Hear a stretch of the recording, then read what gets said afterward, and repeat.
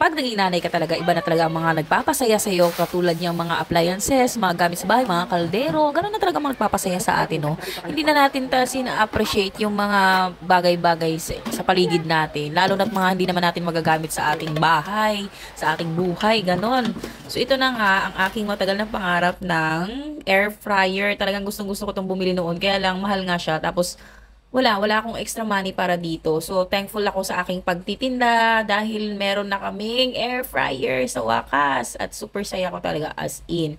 Makapagluto na ako nang hindi ko kailangan ng mantika. At syempre, healthy diet din yan. Healthy diet, pero hindi naman nagda-diet. Diyos, ganyan. Oh, ganda naman pala nito. Mura lang to, 700 plus lang to. Kaya, di rin naman nakakapanghinayang kasi katas to ng aking pagbebenta. Sa wakas, may nakita rin ako sa aking pagbebenta kahit papaano. Oh, at syempre, testing na muna natin yan para alam natin kung gumagana ba talaga o hindi. Kasi pag hindi, ibabalik natin, syempre. Wala nga namang tanggapin natin pag hindi gumagana. So, ayun, pinihit-pihit ko nga lang at syempre, diliwanag na yan. Nung una, nabukli-bukli pa ako ba, hindi ko alam kung talagang tama ang ginagawa ko. Ay, ayun, iilaw rin naman pala. At ayan, dumating na rin pala itong aking in-order na charger dahil nawala ang aking charger ng Samsung. Ay, kung alam ko lang talaga na mahal ang charger ng Samsung, di sana masyado kong iningatan. Kaya lang kahit anong ingat naman, talagang nawala iyon. Hindi ko alam kung nawala ko talaga iyon, kung may kumuha. Basta sa ngayon, nag-order na ako nito na hindi ko alam kung original ba to o fake. Basta ang nakita ko dun sa original, ang mahal-mahal. Hindi ko kaya afford. Kaya dito na muna ako sa mas mura-mura. Okay naman siya, supercharged naman siya. Mabilis naman siya mag-charge, na i-try ko na.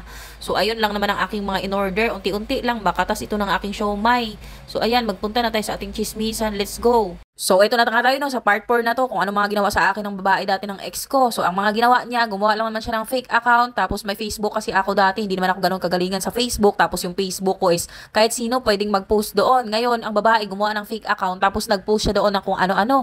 Ang sabi niya doon sa akin ay baka bad words ba? Basta hindi ko kayang sabihin dito. Parang hindi masikmura. Alam mo yung mga salita ng hindi babae?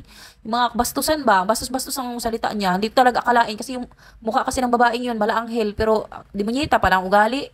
Hay naku, pagkasama-sama ng ugali ba? Hindi ko talaga in-expect. Tapos nag-post pa siya ng mga binigas pa doon ng parents ko, ng magulang ko daw, nagbebenta ng mga illegal na pinagbabawal. Diyos mio, Marimar. Diyos mio, Marimar, kung anong paghihirap ng magulang ko para maahon kami sa kahirapan, kung alam niyo lang. Tapos ganun-ganun kami i-judge.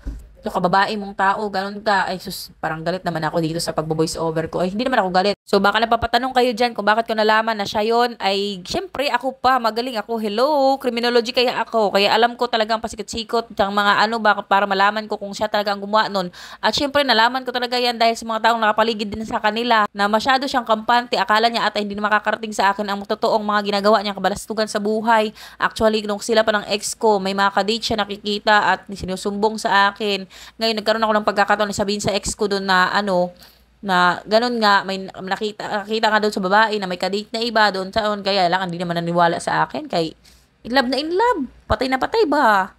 Ganun, hayaan ko na lang. Actually, kasi napatawad ko naman na kasi wala naman akong time noon at wala akong para magbigay ng sama ng loob sa sarili ko. Ganun talaga, may mga tao talagang hipokrita.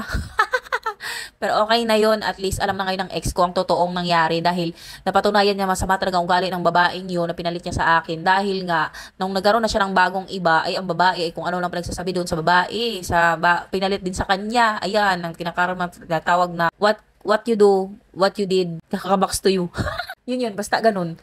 So, ayun nga, nalaman na ng ex ko na masama pala talaga yung ugali niya. Tapos yung mga pananalita niya ba, parang hindi professional ba? Kaya sinabi siya ng ex ko na, professional ka pa naman, board passer ka, tapos gano'n ang ugali mo, ganyan ka manalita sa kapwa mo, porque wala siyang pinag-aralan, ganyan ka na, mapag-apa ka ng kapwa mo, gano'n ba?